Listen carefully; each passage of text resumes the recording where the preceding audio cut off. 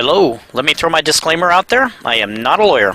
This is not legal advice, and I have not done most of the stuff I'm about ready to tell you about. The information I'm presenting came from 6 months of studying books and documents and laws. But I think it'll give you a pretty good idea of what to expect when you have to become an executor. Or at least give you a starting point on your own research.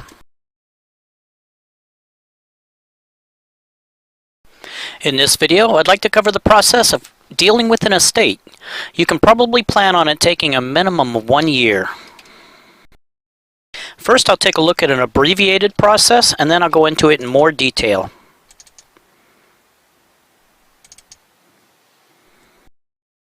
Upon the person's death, the executor will have to file a request with the court called a petition or application for probate. You will need the original will if there is one. A copy won't work. While the court's working on your filed request, you need to publish, according to court rules, a notice of the probate in the local paper. More than likely the reason for this is somebody can contest the probate and they may want to act as the executor, in which case you need to have a long drawn-out legal battle over it and make some lawyers rich. You'll mail notices to the beneficiaries and heirs, and then you need to file proof that you published these notices and mailed out the appropriate requests to the heirs and beneficiaries. Basically, we're looking at the court wants you to prove to them every step of the way that you've done what you're supposed to do. If the will was not self-proved, file statements with witnesses that the will is valid.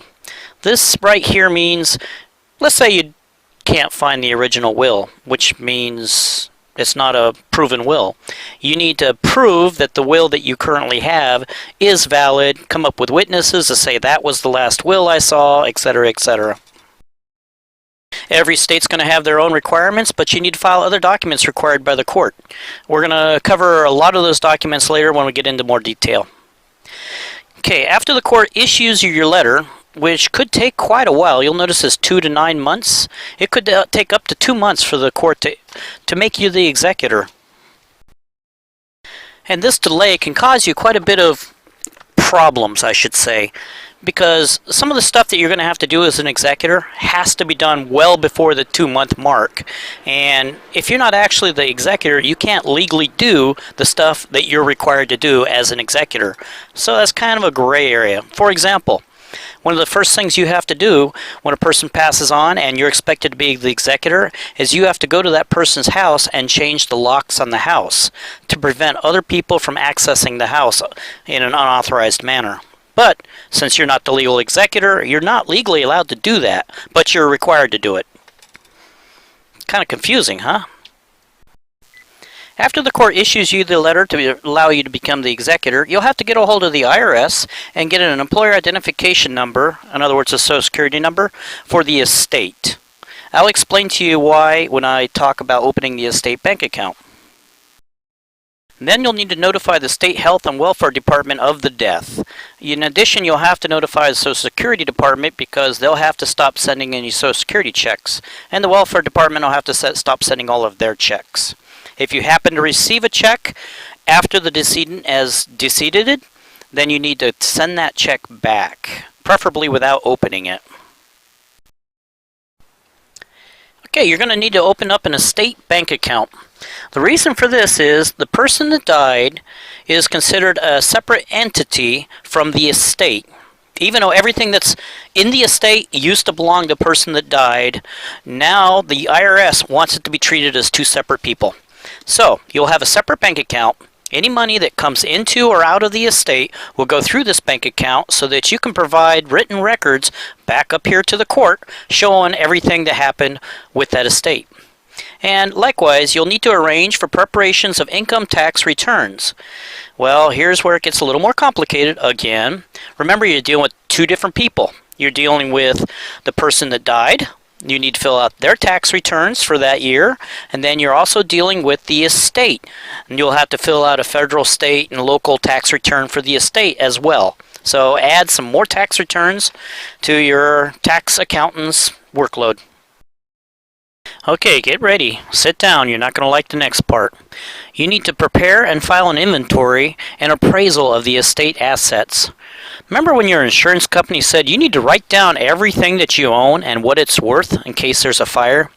Well, if the deceased never actually paid attention to the insurance company and never did that, you, as the executor, are now required by law to do it for him or her. So you're going to have to go to the person's house and write down everything that's in that house. 2 forks, 2 spoons, 1 knife, lost a knife. Then you have to figure out how to appraise how much that's worth. I don't know, eBay? Then, after you've done that, you need to gather up all the other assets. For example, how many cars, how many bank accounts, how much for real estate, everything that that person is valued at. And then once you come up with this list, you're going to have to turn it over to the courts because they're going to want to know exactly how much the estate is worth, and this is how you're going to let them. Okay, mail notices to creditors, pay debts. Be aware that state laws may impose a deadline on you. So remember when I told you about you have to apply for the executorship, but you might have to do some things before you're legally allowed to do them? Well, this could turn out to be one of them. You could tell people that I'm going to start paying these debts before you're even legally allowed to pay them.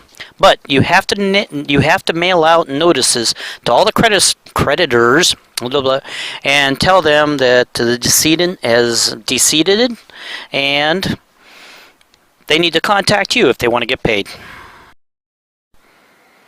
And I see, if court requires it, file a list of creditor claims that you approved and denied. So once again, the court needs to be kept appraised of everything you're doing. If required, file federal estate tax return within 9 months after death. Now there's going to be 2 estate tax returns. There's going to be one for the deceased and there's going to be one for the estate. So they say if required is because it all depends on the value of the estate. After the deadline for the creditors to file claims has passed, it's usually about 120 days, but each state has its own rules. You can ask the court to close the estate.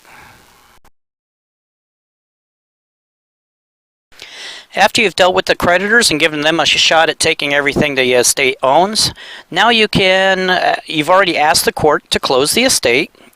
They will set a court date, and you need to mail notices to the heirs and beneficiaries telling them when that court date is coming up. By law, this has to be done within a certain period of time before the hearing because you need to give the people a chance to schedule their lives to attend the hearing.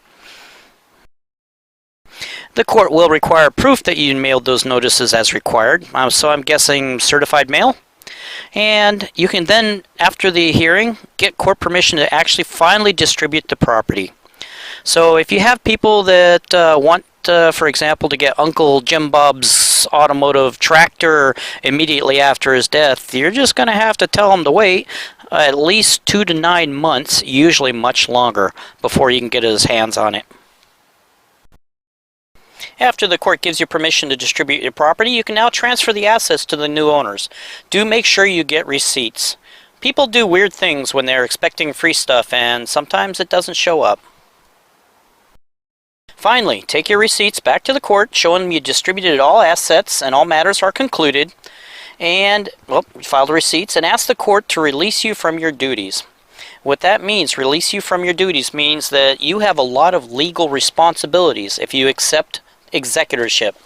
And until you're released, you are legally responsible for some of this stuff. For example, filing taxes. And the final thing I want to warn you about is when I went through this, we wound up spending a considerable amount of our own money to accomplish all of this because you have to hire lawyers and accountants and tax people and pay court fees. And so keep in mind that you will need to have a lot of your own money. In the end, you might, or hopefully you should be reimbursed by the estate if there's enough money in the estate. But in the interim, that doesn't help you because you need to use your own money. So this is a pretty big responsibility that you're taking on. And make sure you have the time and the money to actually do this. Well, that's it for the short version. I'll go ahead and start covering it in a little bit more detail if anybody's interested in more detail.